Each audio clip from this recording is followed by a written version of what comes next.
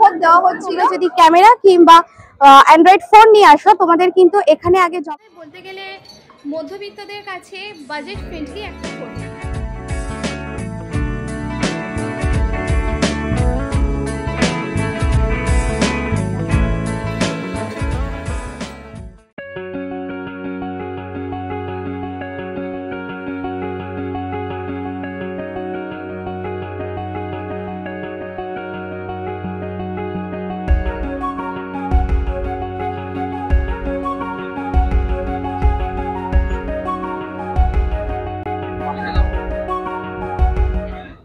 So good morning everyone, welcome back to my channel. তো আজকে আমরা সবাই যাচ্ছি তারাপীঠ। তো সকাল সকাল বেরিয়ে পড়েছি আর আমরা যাচ্ছি শিয়ালদা টু রামপুরহাট এক্সপ্রেস, যেটা মা তারা এক্সপ্রেস। তো ট্রেন কিন্তু একদম সঠিক টাইমেই ছেড়ে দিয়েছে, 7টা 20-তে ট্রেন ছেড়ে দিয়েছে আর আমাদের জার্নিও স্টার্ট হয়ে গেছে। আজকে আমরা যাচ্ছি আমি, অভিক আর ওইদিকে রয়েছে বাবা মা। তো বাবার অনেক দিনের ইচ্ছা ছিল তারাপীঠ যাওয়ার। গতবার যখন আমরা গিয়েছিলাম তখনও আমাদের সবার টিকিট কাটা হয়েছিল, কিন্তু ওই কথাই বলে না যে মা তারা যদি না চান তার ওখানে যাওয়া যায় না। তো গতবার বাবার যেহেতু শরীরটা অসুস্থ ছিল তাই বাবা আর যেতে পারেনি, আমরাই গিয়েছিলাম। আর এবার বাবা অনেকটাই স্টেবল রয়েছে, বাবার অপারেশনও ভালোভাবে হয়ে গেছে। তো তাই আবার ভাবলাম যে বাবাকে নিয়ে একবার তারাপীঠ ঘুরে আসি। চলো, আমাদের তো জার্নি স্টার্ট হয়ে গিয়েছে, তোমাদের সঙ্গে সবকিছুই শেয়ার করব, ভিডিওটা লাস্ট পর্যন্ত দেখতে থেকো। তো রামপুরহাট পৌঁছে তোমাদের সঙ্গে আবার কথা হবে। চলো যেতে যেতে ট্রেন সংক্রান্ত কিছু ইনফরমেশন তোমাদের সঙ্গে শেয়ার করা যাক। আমরা তারাপীঠ গিয়েছিলাম শিয়ালদা টু রামপুরহাট মা তারা এক্সপ্রেসে। সপ্তাহের প্রতিদিনই এই ট্রেনটি শিয়ালদা স্টেশন থেকে সকাল 7টা 20-তে ছাড়ে। রামপুরহাট পৌঁছাতে মোটামুটি সময় লাগে 4.5 ঘন্টা মতো। এই ট্রেনে মোটামুটি 3 ধরনের কম্পার্টমেন্ট রয়েছে, 2S, CC এবং 3A। আমরা যে কম্পার্টমেন্টটাতে গিয়েছিলাম সেটা ছিল CC অর্থাৎ AC চেয়ার কার। আর আমাদের ভাড়া পড়েছিল পার হেড 375 টাকা করে। এছাড়াও বেশ কয়েকটি ট্রেনের নাম এবং টাইম আমি এখানে দিয়ে দিয়েছি, তোমরা চাইলে ভিডিওটা স্টপ করে দেখে নিতে পারো। এরপর ট্রেনটি ছুটে চলল তার নিজের গন্তব্যে। চারপাশে মনোমুগ্ধকর দিগন্ত বিস্তৃত সবুজে ঘেরা ধান ক্ষেত আর মন ভোলানো বাউল গান শুনতে শুনতে আমরা পৌঁছে যাই আমাদের ডেস্টিনেশন রামপুরহাট। তো আমরা এখন রামপুরহাট স্টেশন পৌঁছে গিয়েছি। তারাপীঠ যেতে গেলে তোমাদেরকে রামপুরহাট স্টেশনে নামতে হবে আর এখান থেকে তারাপীঠ মন্দিরটা কাছে। তো এখানে থেকে মানে স্টেশন থেকে বেরিয়েই তোমরা ডান দিক বরাবর দেখতে পাচ্ছ যে প্রচুর অটো দাঁড়িয়ে রয়েছে, ম্যাজিক দাঁড়িয়ে রয়েছে।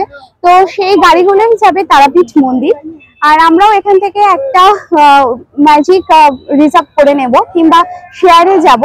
তো দেখা যাক কত কি ভাড়া রয়েছে, চলো যাওয়া যাক।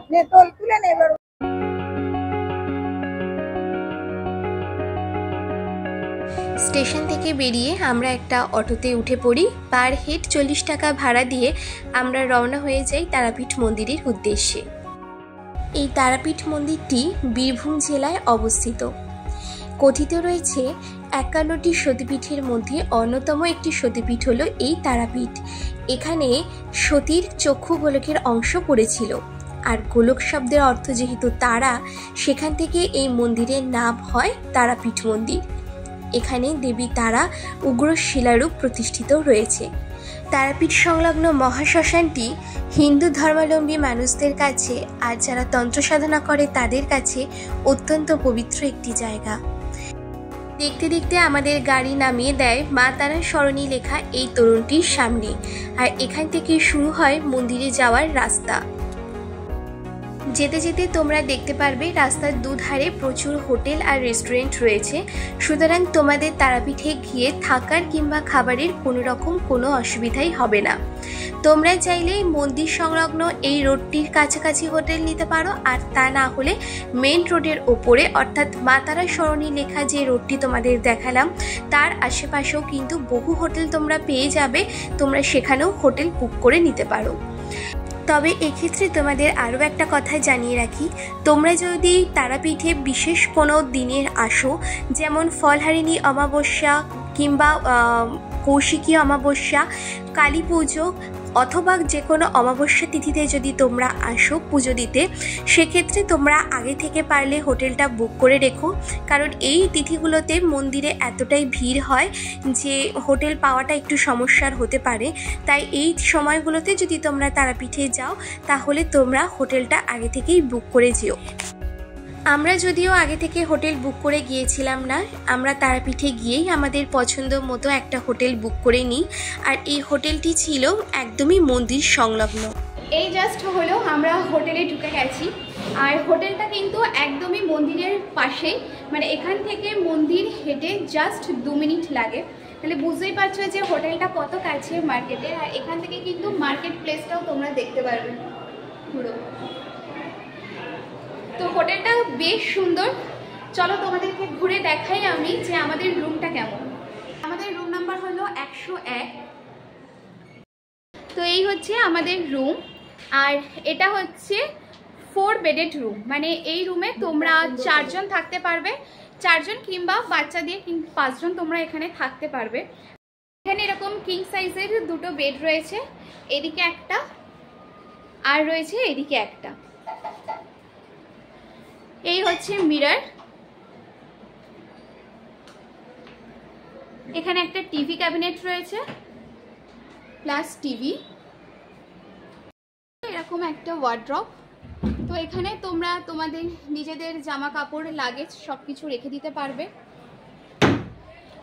তার সাথে এখানে একটা সোফাও রয়েছে, আর আছে একটা সেন্টার টেবিল। চলো তোমাদের ওয়াশরুমটা একটু দেখিয়ে দিই।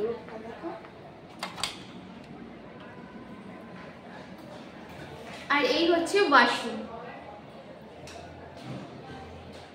এখানে বেসিন আছে, গিজার আছে আর কোমোড।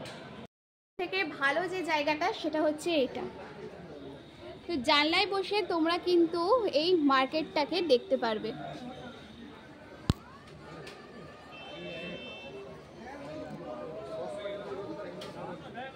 আর এখান থেকে এই যে ডান দিকে যে রাস্তাটা দেখছো, এই রাস্তাটা গিয়েই কিন্তু 2 মিনিটের মধ্যে তোমরা মন্দিরে পৌঁছে যাবে। আর এটা হচ্ছে এসি রুম, তোমরা চাইলে নন এসিও নিতে পারো। তো তোমাদের সঙ্গে তো আমি রুম ট্যুরটা শেয়ার করলামই।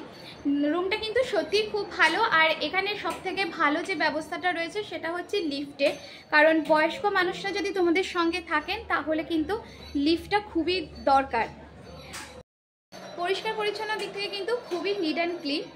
তো এক কথায় বলতে গেলে মধ্যবিত্তদের কাছে বাজেট ফ্রেন্ডলি একটা হোটেল। তো হোটেলের সমস্ত ডিটেলস আমি তোমাদের সঙ্গে পরে শেয়ার করছি, তো ভিডিওটা তোমরা দেখতে থাকো যে আমাদের হোটেল চার্জেস কত নিল, আর এই হোটেলটা তোমরা বুক করতে গেলে ফোন নাম্বার সমস্ত কিছুই আমি তোমাদের সঙ্গে শেয়ার করব। তো ভিডিওটা তোমরা লাস্ট পর্যন্ত দেখো। আর এখন আমরা একটু যাব লাঞ্চ করতে, তো তারপর আবার তোমাদের সঙ্গে কথা বলবো। তো আমরা এখন এদিকে রেডি হয়ে গেছি মন্দিরে যাওয়ার জন্যে, কারণ আমরা বিকেলবেলায় মায়ের পুজো দেব। যদিও এখানে সারা দিন ধরেই মায়ের পুজো হয়, তবে বিকেল 4টে থেকে 5টা এই টাইমটাতে একটু ভিড়টা কম থাকে। তো সেই জন্যই আমাদেরকে যিনি পুরোহিত আছেন তিনি বললেন যে 4টের দিকে আসতে, তাহলে ভিড়টা একটু কম থাকবে। আর সেজন্য আমরা এখন রেডিও হয়ে গেছি। এখন আমরা যাব একটু মন্দিরে পুজো দিতে, তারপরে ফিরে এসে আবার তোমাদের সঙ্গে কথা হবে।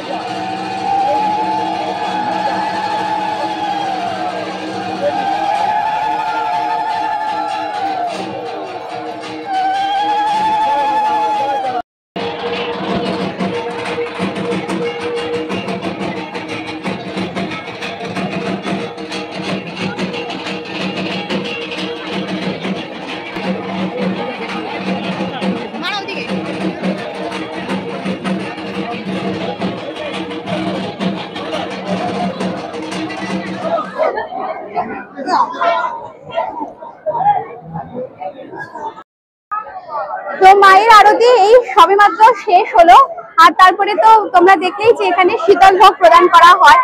তো আমরা তো 4টের সময় পুজো দিতে এসেছিলাম, মন্দির কিন্তু একদমই ফাঁকা ছিল, বেশ ভালোভাবে আমরা মায়ের পুজো দিতে পেরেছি। তো তোমরা যারা সকালবেলায় পুজো দিতে পারছো না তারা কিন্তু 4টে টাইমটাতে আসতে পারো। 4টে থেকে 5টা মোটামুটি মন্দির কিন্তু একদমই ফাঁকা থাকে, তোমরা কিন্তু খুব সুন্দরভাবে মায়ের পুজো দিতে পারবে। আর মন্দিরে কি ভিড় দেখেছো, তো পুরো তো আমি ঢুকতে পারিনি ভিতরে, যতটুকু পেরেছি তোমাদের সামনে তুলে ধরার চেষ্টা করেছি। মায়ের সন্ধ্যারতির পর 8 ঘন্টা মতো মায়ের মন্দির বন্ধ থাকে, তো তারপরে কিন্তু মায়ের আবার পুজো শুরু হয়। তো এই যে লাইনটা দেখতে পাচ্ছ, এরা কিন্তু এখন মায়ের পুজো দিতে পারবে। তো এখান থেকে মোটামুটি 9টা সাড়ে 9টা পর্যন্ত মায়ের পুজো হয়। খুব সুন্দর লাগলো সন্ধ্যা আরতি। তো এবার হোটেলে ফিরে যাওয়ার পাড়া, আর তার সাথে একটু মার্কেটটাও আমরা ঘুরে দেখবো। চলো এবার বাইরে বেরোনো যাক। এই যে তুমি কি চলে যাচ্ছ, তুমি কি চলে যাচ্ছ, চলে যাচ্ছ? হ্যাঁ, টাটা। এই যে টাটা টাটা টাটা। মন্দিরের মধ্যে এত ভিড়, সবাই এসছে মায়ের পুজো দেখতে। খুব ভালো লাগলো, সন্ধ্যাটা আমাদের সত্যি খুব ভালো কাটলো। আর এবার হোটেলে ফিরে যাব। তবে যাওয়ার আগে যে মার্কেটটি রয়েছে সেটি দেখবো, সেটি একটু ঘুরে দেখবো। আর তোমরা যখন মন্দিরে ঢুকবে, তো মন্দিরে জুতো পরে তো প্রবেশ করা যাবে না, তার জন্য জুতো রাখার জন্য দেখো এরকম একটা আলাদা কাউন্টার রয়েছে। তো এখানে তোমরা 3 টাকা করে দিয়ে জুতো রেখে তারপর মন্দিরে প্রবেশ করবে।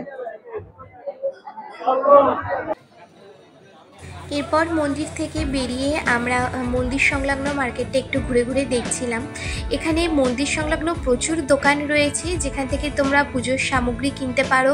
তাছাড়া বাচ্চাদের বিভিন্ন ধরনের খেলনা রয়েছে, ব্যাগ রয়েছে, ছোটদের বড়দের প্রত্যেকের জন্যে। তবে মেনলি এখানে কাঁসা পিতলের জিনিসটাই বেশি পাওয়া যায়। পিতলের বিভিন্ন ধরনের ঠাকুরের মূর্তি, এছাড়া তোমরা পুজোর বিভিন্ন ধরনের সামগ্রীও এখানে পেয়ে যাবে। তো চাইলে তোমরা টুকটাক কেনাকাটা এখান থেকে করতেই পারো বাড়ির জন্যে। আর আমরাও মার্কেটে একটু ঘুরে ঘুরে দেখছিলাম আর কিছু কেনাকাটাও করলাম। তারপর রাত্রিবেলায় ডিনার করে আমরা হোটেলে ফিরে আসি। তো চলো এবার হোটেল সংক্রান্ত কিছু ইনফরমেশন তোমাদের সঙ্গে শেয়ার করা যাক। আমরা যে হোটেলটিতে উঠেছিলাম সেটি ছিল হোটেল ব্লু স্টার। আর এই হোটেল থেকে তারাপীঠ মন্দিরের দূরত্ব মাত্র পায়ে হেঁটে 2 মিনিট লাগে। হোটেলে ঢুকেই তোমাদের প্রথমে চলে আসতে হবে এই রিসেপশন এরিয়াতে। এখানে এসে যা যা ফর্মালিটিস রয়েছে সেগুলো তোমাদের ফার্স্টে ফিল আপ করে দিতে হবে। এই হোটেলের গ্রাউন্ড ফ্লোরেই রয়েছে এনাদের নিজস্ব রেস্টুরেন্ট। তোমরা এখানে ভেজ ননভেজ সব ধরনের আইটেমই পেয়ে যাবে। খাবারের কোয়ান্টিটি এবং কোয়ালিটি দুটোই কিন্তু খুবই ভালো। তোমরা যদি এই হোটেলে নাও থাকো তাও কিন্তু তোমরা এই রেস্টুরেন্টে এসে খাওয়া দাওয়া করতে পারবে। হোটেলটি যেহেতু 4 তলা বিল্ডিং বিশিষ্ট, তাই এখানে সিঁড়ির পাশাপাশি লিফটেরও ব্যবস্থা রয়েছে। এখানে তোমরা ডাবল বেডরুম এবং 4 বেডেড রুম পেয়ে যাবে। যদি তোমরা এসি নাও তাহলে তোমাদের 4 বেডেড রুমের ভাড়া পড়বে 2500 মতো, আর নন এসি নিলে পড়বে 2000।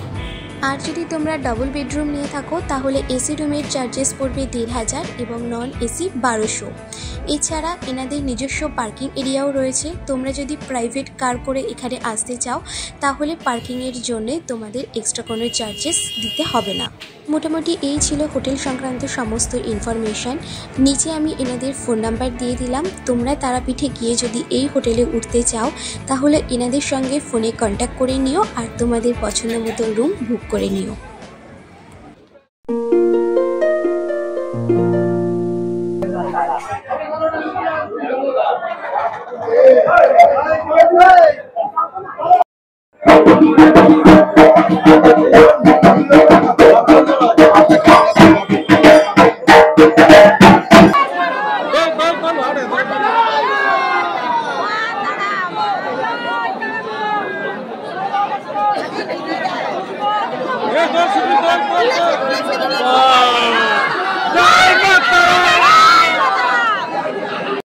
সকালবেলা আবার আমরা মন্দিরে চলে এসেছি মায়ের দর্শনে, আর এখন ভিড়টা শুধু দেখো।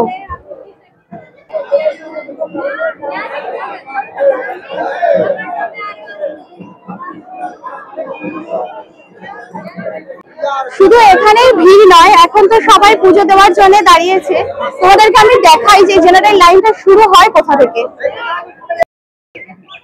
জীবিতকুণ্ডের ওখান দিয়ে যে লাইনটা দেখতে পাচ্ছ, এই লাইনটাই হচ্ছে জেনারেল লাইন, যেটা এই দিক থেকে ঘুরে এইভাবে আসছে এবং এই লাইনটা এইভাবে ঘুরে তোমার ওপরে উঠবে মন্দিরে মায়ের গর্ভগৃহের সামনে।